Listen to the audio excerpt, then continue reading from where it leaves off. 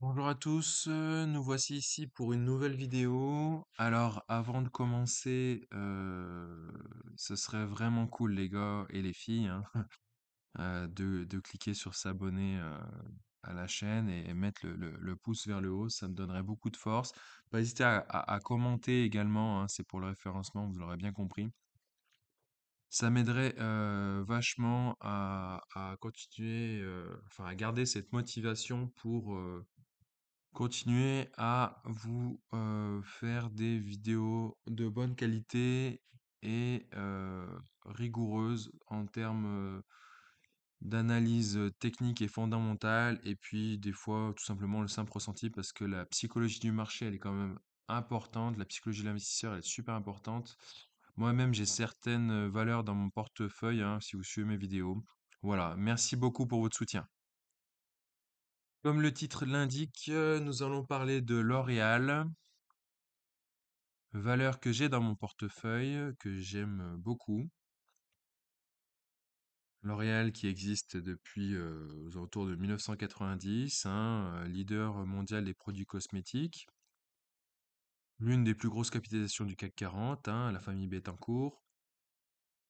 La courbe de long terme parle d'elle-même. Très belle valeur, hein, et quand on croit qu'elle est trop chère, ben non, elle continue de prendre de la valeur avec le temps. Et donc, ce qui va nous intéresser, c'est plutôt le court moyen terme, car vous l'aurez compris, sur le long terme, c'est une valeur plutôt sûre, hein, bon père de famille. Comme on peut le voir, son all-time high, c'est-à-dire son plus haut historique, est à 460 euros en février 2024. Et donc, comme j'ai pour habitude de vous dire, les gaps tendent à être comblés par la suite. Et pourquoi je vous dis cela? Parce que il y a ici un gap qui est survenu après l'annonce des très bons résultats de L'Oréal au cours de ce début de mois d'avril, faisant passer la valeur de aux alentours de 423 euros à directement 440 euros. Et voilà, actuellement elle est à 442,40. Donc, cela signifie tout simplement que ce gap tend à être comblé. Donc, il peut être comblé totalement et il peut être comblé partiellement, mais il va être comblé. D'accord? Nous sommes en graphique horaire.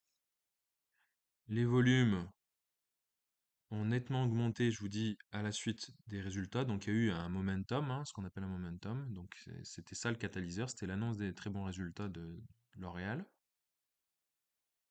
On peut également distinguer une potentielle épaule, tête-épaule inversée,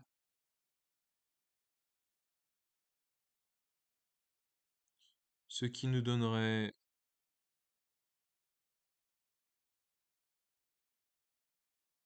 un objectif de cette valeur-là. Donc vous voyez, c'est le gap, d'accord? Et donc bien sûr, si on ne tient pas compte de ça, eh ben, on essaie de dupliquer vers le haut. Et donc, vous voyez, on obtiendrait du coup 465,8 à peu près. Sachant que L'Oréal est une valeur qui ne fait que battre les records au fil du temps, hein. Donc, elle était aux alentours de 450, hein, son all-time high en 2023. Et puis là, elle a atteint finalement 460 en début 2024. Les analystes visent 470, il me semble. Personnellement, je vise 470, oui, et surtout 500, la valeur psychologique, le seuil psychologique des 500 euros.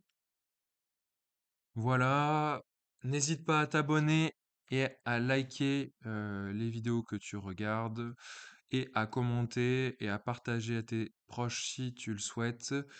Je te dis encore un grand merci et puis à très bientôt pour de nouvelles vidéos. Salut!